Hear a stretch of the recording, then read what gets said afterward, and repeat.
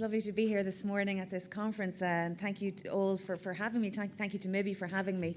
I might just move this here if that's okay, so I can keep my little notes. I am, it's a really important time to be having this conference. It's a really important time to be having this reflection on insurance, particularly on from MIBI's perspective on uninsured drivers, because we're at a crucial inflection moment actually in insurance, in the insurance industry, and it's a very exciting time to get together at all of these different events and to reflect on where we are and the opportunity of where we can go. I keep saying to the insurance industry that, there's this the insurance industry in Ireland plays a fantastic part of our economy with, somewhere between one estimate of 28,000 people working on it, another estimate that may come out next week, maybe 33,000 people. There's a very, very sizable number of people working in insurance, delivering returns to our economy, but crucially, and we keep forgetting this, delivering a social good. We cannot run an economy, we cannot run society without the insurance industry. We want the insurance industry to do well, and we want the insurance people working, particularly young people coming into the insurance industry, to have pride in working there and to understand the purpose of the work that they're doing in the broadest way. And so from time to time, I think it's important to always reflect and remember that. And we would like in Ireland for the insurance industry, as everywhere else, to be able to operate in a stable, predictable and profitable way, because there's nothing wrong with that either, but in a stable, predictable market. And so the government's reform programme has been a big piece of that. But it's important to remember that social good that insurance is, and the crime that is the absence of holding it. And that's where MIBI steps in. That's where MIBI steps in on behalf of the citizen, on behalf of the individual, on behalf of people who have been injured by uninsured drivers. And so if anything sort of marries those thoughts or that inflection about the value of insurance, the role of the insurance industry, and the counterfactual, the absence of having it, today's conference is a really good time to reflect on that and to reflect on the importance of the insurance industry.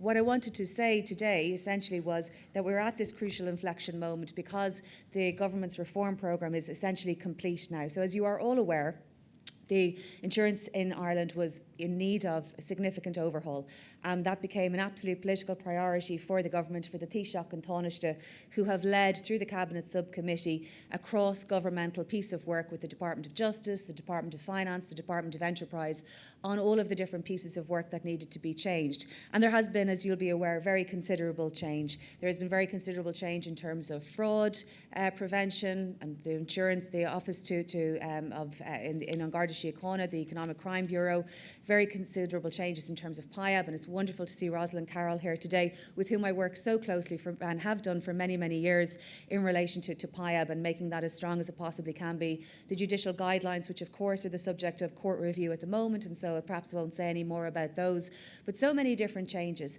And it's been important to see the effect of those changes, particularly on motor insurance, where we've seen premiums come down by over 40%.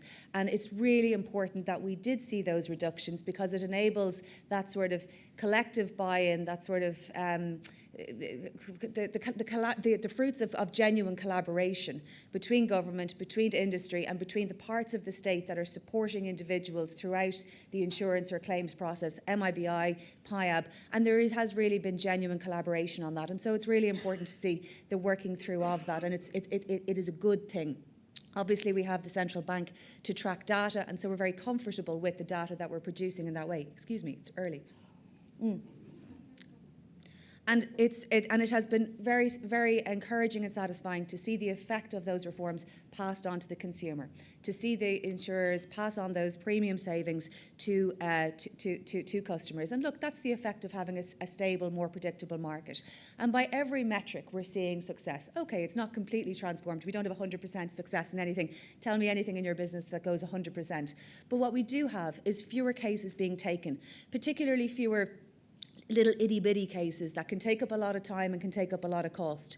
Fewer cases being taken, a higher rate of consent with PIAB, more people engaging in the PIAB process, more people accepting the PIAB outcome.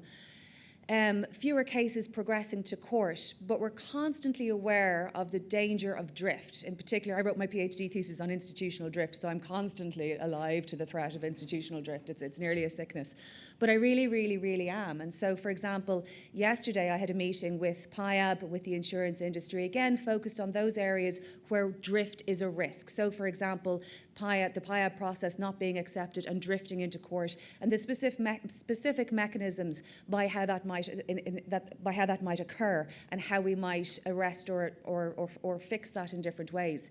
We want the PIAB process to stick. We want the PIAB success to stick. We want the impact of the PIAB success to stick. It is good for individuals, it is good for the insurance industry, and it is good for society at large that works. So it is very important. This week, I travelled to London to specifically on insurance business. I met with a number of different insurers over there. I met with the insurance media, so Insurance Insider. I met with the insurance analysts from obviously I met Lloyd's. I met the insurance analysts from Bloomberg. A whole range of different players on the media and big UK insurers with a presence here. I went over to tell them about the government's reform programme. I went over to tell them about, in particular, the change in the duty of care legislation that went through this year in July, and what that will mean for public liability more broadly. They already knew. And absolutely to a T, they came back and told me about a positive regulatory experience where that was relevant, their awareness of the reform programme that has been there, their understanding of the changed and changing landscape in Ireland. And so I went over with a body of work to do, and I discovered that it had been done already, and it was very satisfying to see the story of change that has happened in Ireland already being more than registered with insurance industry, media, with the underwriters, and with business across the board, all of whom are looking to expand in different ways in Ireland. Brokers, companies, a whole range of different ways, and expand in different lines. And in every case, they are telling me that it is because of the reform programme that has been passed by the government in collaboration with the insurance industry, in collaboration with PIAB, MIBI, and everybody else involved. And that, to my mind, is a good thing. It's a completely good thing from an investment perspective. It's a completely good thing from a competition perspective. It's a completely good thing from a stability of the industry perspective. And it is really, really encouraging to see, and I'm very pleased about it.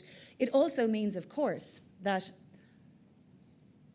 if the international perception of Ireland is that it is a reformed, better place to do business, that must also be true for domestic insurers as well. And we have already seen that being so by the pricing in of a different prospect in terms of motor insurance. And we expect to see a similar pricing in terms of public liability insurance. But already I'm seeing the benefit of what we've done. Last night I was at the Dunleary Chamber dinner speaking to businesses with heavy footfall, so everything from shopping centres to pubs to ice rinks to adventure tourism, a whole range of different things. I spoke with one group in particular who told me that they have a Christmas sort of facility that they roll out every year, and they've just agreed their insurance this year.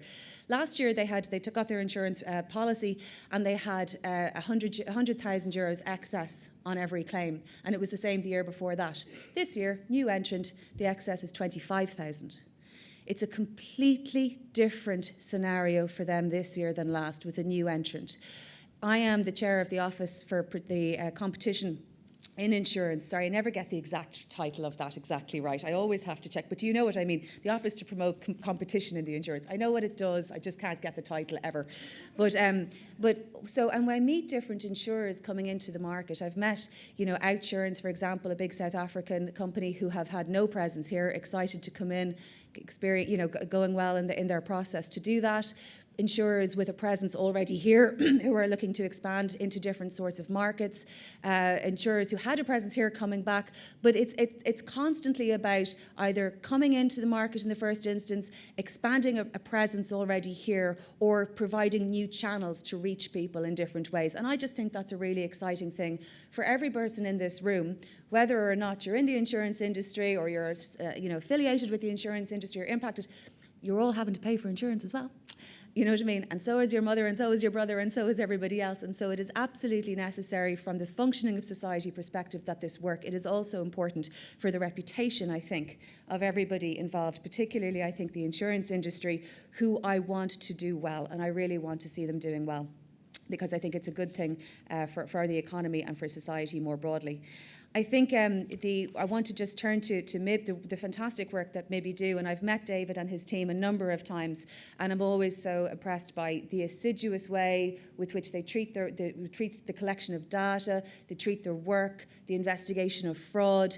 They have provided me, because I'm always looking for more detail, I'm always looking for more data, with excellent case studies on the sorts of cases that they've been challenged with, the sorts of cases that they've been presented with and what they've had to defend. You know, on the one hand, you see media reports of somebody being convicted for the 100th time or being caught for the 100th time in an uninsured. And I mean, there's literally nothing frivolous or funny or anything about it. I just find that deeply offensive to every single person in this room, to every single person that I represent in Dún Laoghaire and more broadly, that somebody would behave in that way and put other people at such risk. It is utterly offensive. And we do have a scourge of uninsured driving, and I'm so pleased to work with MIBI and Don Garda Síochána, and it's great to see the Assistant Commissioner here today to continue to work on that. And I know it's recognised that the road traffic legislation has changed and that we have the opportunity with the new technology to be able to track this more easily and more effectively. And I look forward to conversations over the next months to see how that's being implemented and to see what the experience on the ground is, and indeed to see where there's any drift or see any problems, because there's always practicalities to be worked out, and more than happy to do that. But it's a good structure, and I'm very excited about the opportunity that it gives us to control better what's going on our roads, because the figures presented by David are appalling, frankly, and need to be remedied. It's a cost as well. I mean, it's what, 35 euros on every premium as well for somebody to be going around in an uninsured way. But I'm really proud of the work that MIBI do, if I may say, I'm really proud of the work that you do in following cases up. Thank you for providing me with case studies, which I'll try not to defame anybody by giving out too many details, but scenarios in which there's lots of people in a minivan or a bus or anything like that, and there's an accident and everybody has the same injury, and how that's followed up. And congratulations to all of the solicitors involved in chasing that up, and the investigation and the fraud investigation in relation to these different things.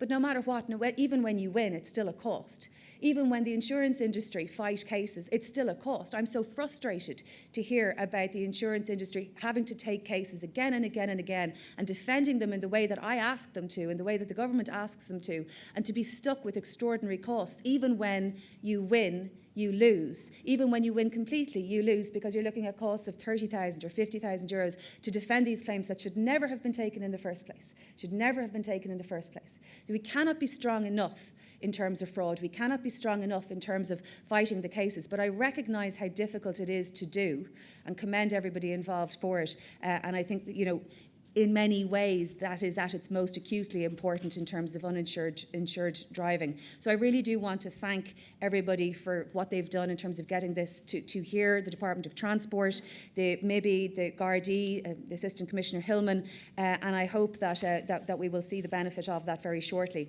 As Minister for Responsibility with Insurance, I deal with, or I try to stay close with, the Garda National Economic Crime Bureau on a whole range of different things, actually, but in particular the Insurance Fraud Coordination Office. And I have visited there in July and will be again next month. I think, actually, I hope, I'm not sure if it's next month or a few weeks after that, but it's so important because of this importance of the coordination. Obviously, we've also had the Perjury Act signed into law. And we will see about the personal injury, the judicial guidelines soon. Can I just turn something more broadly in the industry, and that is, of course, the Women in Finance Charter. And I want to thank everybody at MIBI, David, Carmel, Dermot, everybody who has been involved in making the decision to sign up to the Women in Finance Charter. Can I say that the insurance industry is the best represented industry of, I think we've 71 signatories now, and I have to say the insurance industry has really stood up right at the front of that, and I really do want to thank everybody involved in that. I can assure you that for young women in particular, in their 20s and 30s, looking at a career ahead of them, it can be deflating to see, not to see your not to see a plan of succession. Women in Finance Charter and signing up to that shows in a real way that there is an opportunity, that your organisation is really serious about you, that your development, your equality, your participation in the way that you choose, in the way that men choose, and the path of their career. And so it's wonderful to see the insurance industry not just participating, but actually being the leaders in that. And I really, really, really do thank you for that work. And particularly to MIBI today for signing up. Huge thumbs up. Turning just briefly to the Motor Insurance Directive, if I may, obviously you're aware that piece of legislation ensures vehicles can freely circulate across the Union, and in the event of an assurance company becomes insolvent, provides that minimum compensation floor for motor third-party liability claims. We are now in the process of the transposition of the directive with a range of stakeholders involved, the CBI, MIBI, the Revenue Commissioner and the Court Service, and we do have priority drafting in the Attorney General's office for it this autumn, but it's a substantial body of work, but we are motoring, sorry. Sorry, we are motoring through it. Anyway, but I want to acknowledge and thank again MIBI to acknowledge that under that legislation we envisage that MIBI will take on the role as the Irish motor compensation body, and I want to thank MIBI, the board and executive and everybody working there for their work in this regard. It's very, very important, so thank you very much. So look, just in conclusion, this is an important inflection moment for the insurance industry. It's a fantastic opportunity to drive into public liability the benefits that we have seen in motor. For myself, as Minister for Insurance, for Minister Cleary as Minister for Enterprise with responsibility for PIAB, from the Taoiseach, the Taoiseach, this is a really serious political priority, and we are, all four of us, are investing in every way we can to chase up every single avenue of drift to make sure that the reforms that we have put our heart and soul into, in collaboration with the industry and with everybody else, we have put our heart and soul into these reforms. We will follow up every avenue of drift that we find, and we ask you for your data, we ask you for your input. It is important is as important to you that this works as it is important to us. But I assure you, we will follow up every single avenue to make sure that this works and that it sticks.